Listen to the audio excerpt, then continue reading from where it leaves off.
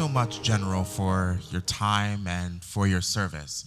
So one question that I have is, what is your opinion on the pseudo-populist faction rising in the right, whose electoral strategy and political philosophy prominently features isolationist values, which go so far as to accommodate regimes such as Russia, who are opposed to us and our international network and to international peace? I ask this particularly because they seem to be growing more popular and more influential than the classic new right internationalists. Yeah, it's a really great important question. Okay, and this question, see if I can remember two in a row. I'm testing myself. Okay. So my name is Ashton, and my question is: you've talked about the strategy in Afghanistan as a short-term strategy for a long-term goal, and that's why it wasn't very successful, or at least part of the reason why. But you've also talked about the goal in Afghanistan as being a political one and not necessarily a military one.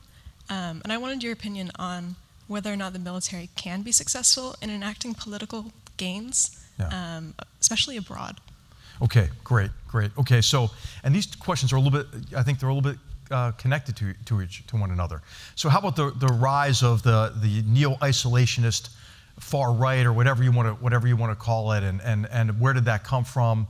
I'll tell you, I think it really comes from our experience in the 2000s and a loss of confidence in our ability to advance and protect our interests abroad, either with sustained military engagements, but also even sustained diplomatic efforts or economic forms of engagement or law enforcement engagement. I mean, there is a neo-isolationist movement which sees our disengagement from complex problem sets abroad as an unmitigated good.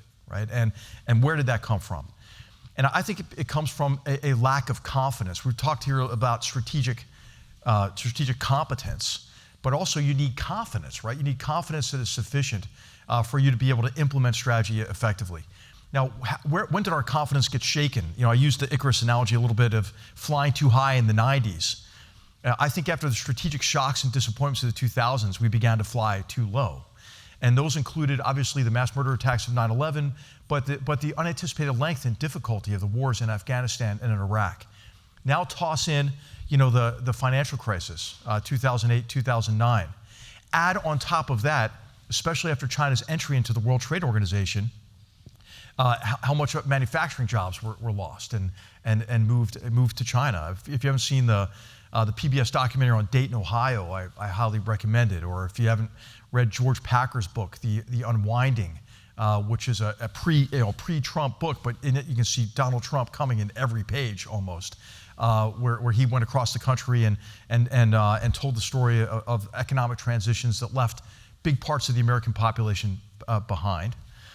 And then I think throw on top of that social media and its effects on our society, in which the algorithms for these social media companies show people more and more extreme content to get more and more clicks and more advertising dollars. And now add on top of that how partisan our politics has become, even on issues of foreign policy. And I think President Obama, when he came into office, he defined his foreign policy mainly as an opposition to George W. Bush's decision to invade Iraq. And I think he saw everything through that lens. When Donald Trump came in, he defined his foreign policy in his mind largely to do anything other than to the opposite, right, of what President Obama's policy was. But paradoxically, sometimes if you hear statements from the neo-isolationist far right, you think it's like Ben Rhodes throwing his voice, right? Because the arguments on the far left, which I would maybe describe as the self-loathing far left that's been subjected to the curriculum of self-loathing in our humanities departments and most of our universities,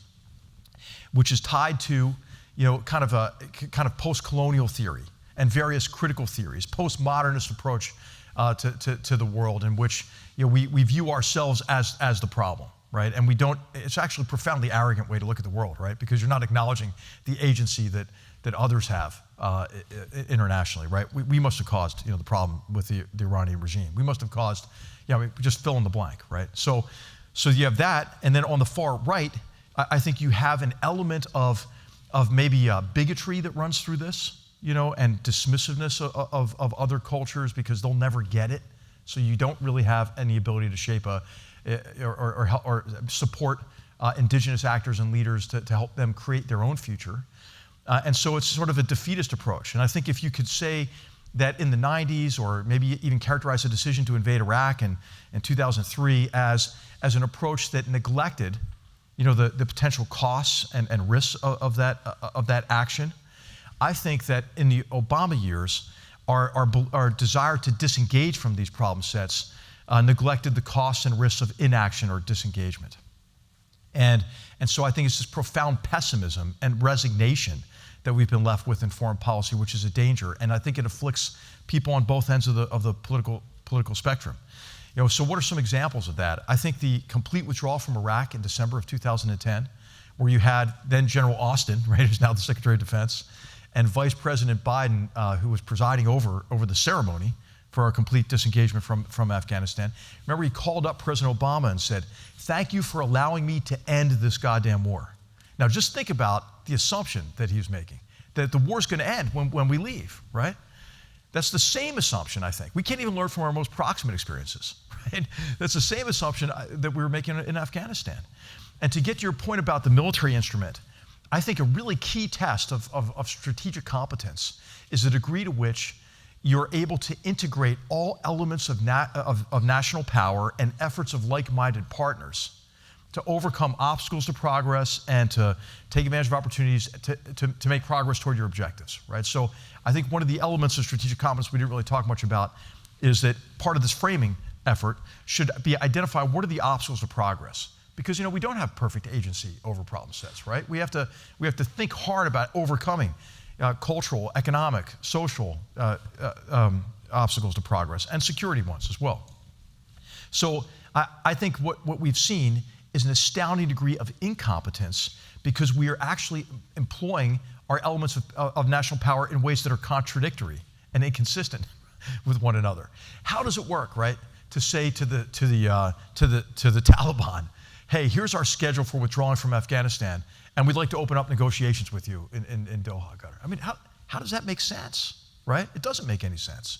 So I think if the great captains of history were to come back, if Clausewitz was in your class, you think we're crazy the way we've been waging war in places like Afghanistan and Iraq. So I think that's the real test, and I think that really what you need as a foundation, I think, for policies is a political strategy, and then the other elements of power integrate into that political strategy. So, for example, if you think that what you really need is to affect the calculation of interests and the behavior of the Kim family regime in North Korea, and you decide that you want to test the thesis that Kim Jong-un could be convinced that he's safer without the most destructive weapons on earth than he is with them, right? You need a political and a diplomatic strategy that's foundational for what you're going to do militarily, what you're going to do economically and with sanctions, what you're going to do from a law enforcement perspective, what you're going to do in cyberspace, right? So that's really the test is, what is your kind of political theory of success?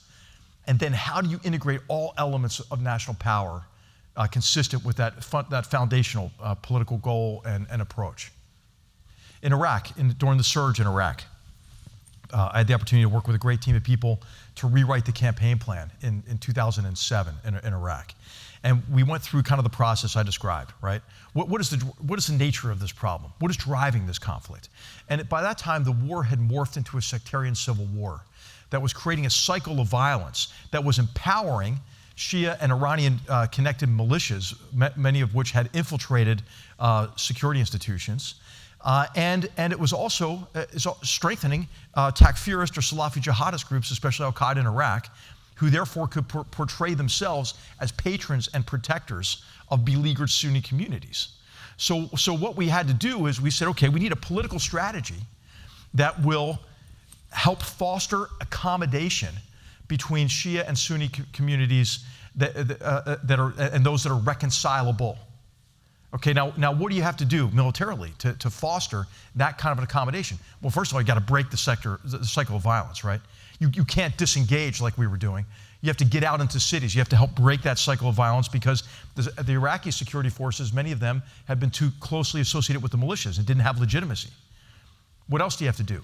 You ought to probably go after very aggressively the irreconcilables, those who you know that will never be part of that accommodation, and go over them on both sides aggressively with special operations forces and other forces, so that the reconcilables can learn vicariously, right, through the fate of those that you're attacking and going after.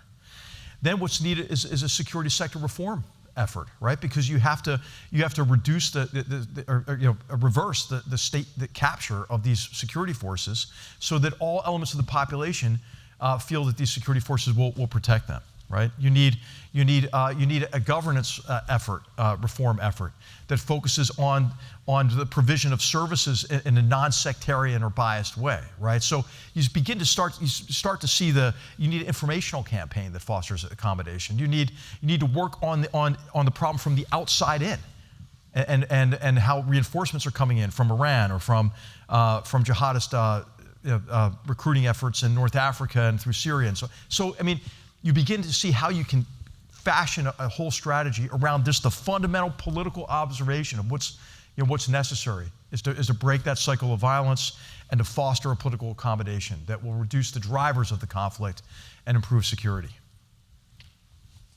Yes.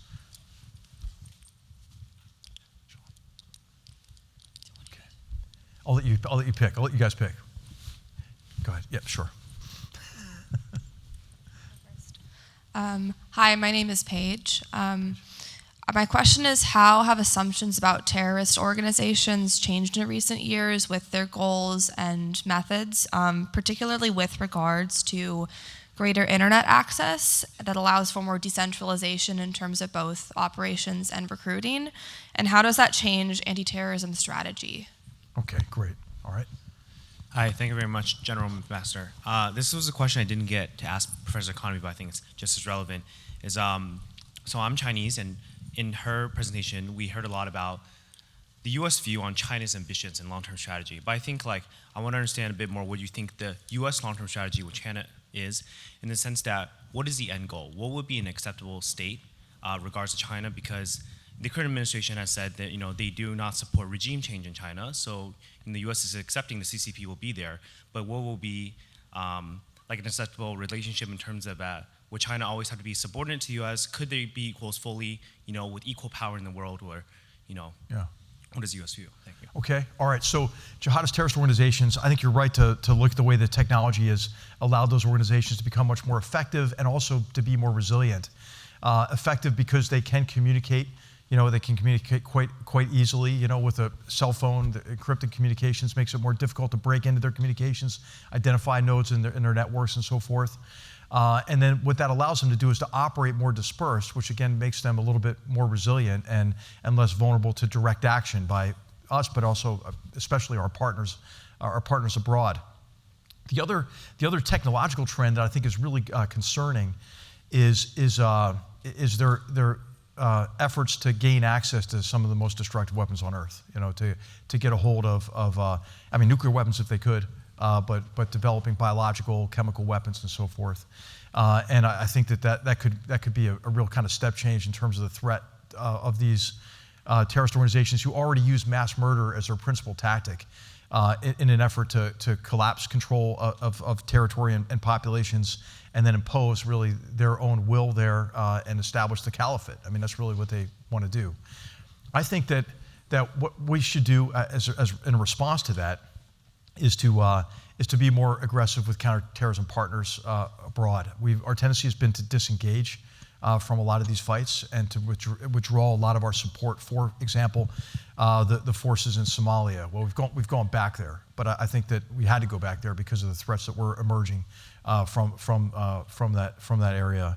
And then, of course, you see what's happening across West Africa into the Maghreb, and then into the Horn of Africa as well. So I think it's just going to be a fight that we have to continue for a long time.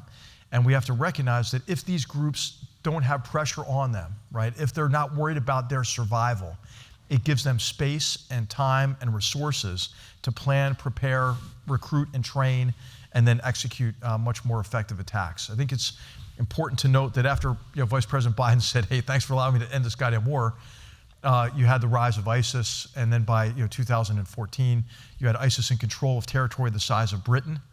and it became the most destructive terrorist organization on earth, conducting almost 100 attacks outside of the area of Syria and Iraq, including many in Europe, the Brussels airport, Marseille, the Paris attacks, and so forth. Inspired the San Bernardino attack here. So I think it's important to keep the pressure on. A book on this, on how terrorist organizations are evolving, is by Audrey Cronin. And gosh, what's the name of it? If anybody has your phone, you can look it up. But Audrey Cronin's latest book on terrorism is really good. And her previous book, How Terrorism Ends, is also very good. And gosh, I'm not doing well on remembering two questions in a row, but I was trying to. Okay, so all right, so hey, I think the way this has to, first of all, there are negative objectives, right? There are things we want to prevent the Chinese Communist Party from doing, right? We want to prevent the Chinese Communist Party from, I think, gaining a differential advantage over us militarily, and because I think we've already seen evidence that the party, the PLA, is going to be more and more aggressive with its military arms. So our strategy ought to be oriented on that objective, and in particular, how about stopping, investment in Chinese companies, that are developing next generation weapons? I mean, it's like we're determined to underwrite our own demise. Like, let's stop doing that, and then of course guard more against Chinese industrial espionage that is oriented on defense-related technologies. The second, I think, kind of objective is to prevent China from establishing exclusionary areas of primacy across the Indo-Pacific region, or creating client states that allow them to gain more influence and to rewrite the rules in China's favor, in favor of their statist, mercantilist, authoritarian regime. And I think that has a lot to do with countering the One Belt One Road initiative and the debt traps that are being set for certain countries, as well as countering the kind of the use of corruption, for example, to gain influence in despotic regimes, or countering their efforts to export their technologically enabled police state to places like Zimbabwe is an example. I mean, Cambodia is an example. And then the third, I guess the third objective would be a humanitarian one, to really reduce China's ability to conduct genocide, against the Uyghur population, for example, or to extinguish human freedom in Hong Kong, or to threaten its neighbors, whether it's from the Himalayan frontier to the South China Sea or to Taiwan. And then, so where does that lead? Well, I think it leads to really an effort to weaken and reduce the resources that the Chinese Communist Party leadership has to operate against us, against our interests, against the free world's interests. And we ought to be actively endeavoring to reduce what they have available to them. And Josh, who's a great economist, is going to hate me saying this, but I think I think we have to do a better job at screening Chinese investment in the United States. We have to do outbound investment screening more effectively. This has to be from a multinational perspective with the United States, Japan, the EU, UK, others in particular. We need more export controls. If anybody's seen the Wall Street Journal article today, it's worth taking a look at, arguing for more export controls. And I think we need more investment in some of our differential advantages to make sure that the Chinese Communist Party and the PLA cannot gain those advantages over us. Paradoxically, I think that we ought to, I think appropriately, and I hope that some people are thinking this way, I think we ought to make it easier for Chinese graduate students to get visas in the United States and stay here, and we ought to try to effect maybe a bit of a brain drain ourselves by allowing that to happen.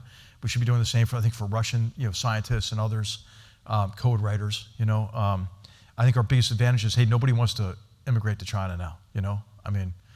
Nobody's applying for visas there. Let's open our doors more fully, and that could be one of our, I think, greatest strengths. And then how does it end?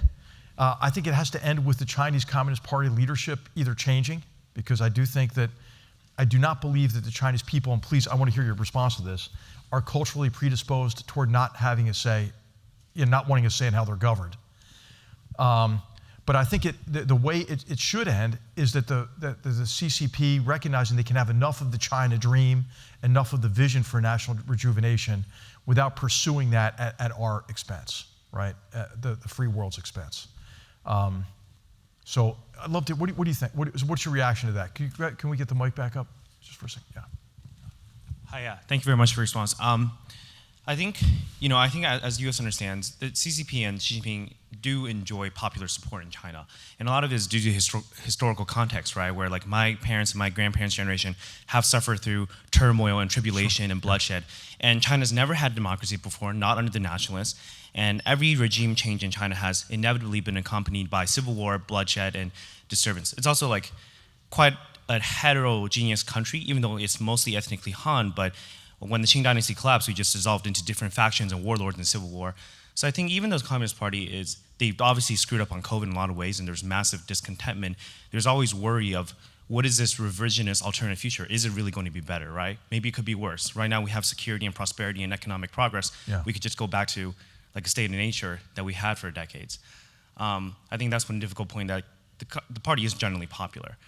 And I asked about the end goal because I think from the Chinese perspective and just emotionally, it's like, as you know, like we had the century of humiliation. Finally, we're not the sick man of Asia anymore. We can stand up for ourselves. The Japanese cannot come destroy us. The British can't. Yeah. And I think sometimes they view the U.S. as they can never tolerate that, and they have to keep us down no matter what. And I just wonder, like you said, a lot of U.S. policy seems reactionary towards the CCP is encroaching, so we got to respond to that.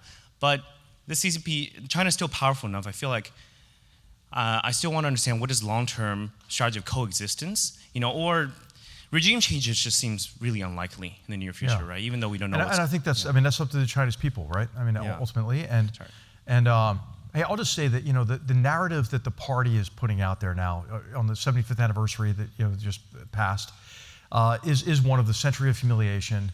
China was kept down, and then the party came to save China. I don't buy into that, right? I see the Chinese Communist Party as creating tremendous suffering, killing tens of millions of people under Mao, with the Great Leap Forward and the Cultural Revolution, and I see the great progress that China has made as being progress not of the party, but progress of the Chinese people, right? And with a lot of help from the United States and others who invested in China. And wanted to partner with the Chinese people to build a much better future for generations of the Chinese people to come, right? So that's how I view it. I don't buy Xi Jinping's narrative. The old saying that, the Orwellian saying is, that he who controls the present controls the past, and he who controls the past controls the future. And if you look at Xi Jinping's, what is it? I think it was a 7,000-word essay on the history of the party. He is essentially, century of humiliation. The party, saves China, and he's going to be the one that really brings China into global, predominance or power. And Mao is mentioned throughout the whole thing. Deng Xiaoping, I think has like 1 or 2 mentions in that 7,000-word essay. So he sees himself as kind of the new Mao Zedong, and he's driven by an ideology I believe that is a great threat to the free world, And I think there's a tendency for many Americans, when they look at China, and a Chinese scholar, and I had a discussion about this recently, they treat secondary sources like primary sources and primary sources like secondary sources. I think it's really important to read Xi Jinping's speeches, for example, some of which only get released a couple years later after they're given. They're kept secret for a period of time. And then you can understand better how the party is determined to pursue the vision of national rejuvenation at our expense. And that's what we have to care about, I think, and that's what we have to be able to counter. So, thank you. I really appreciate your sharing your thoughts. Thank you. Thanks.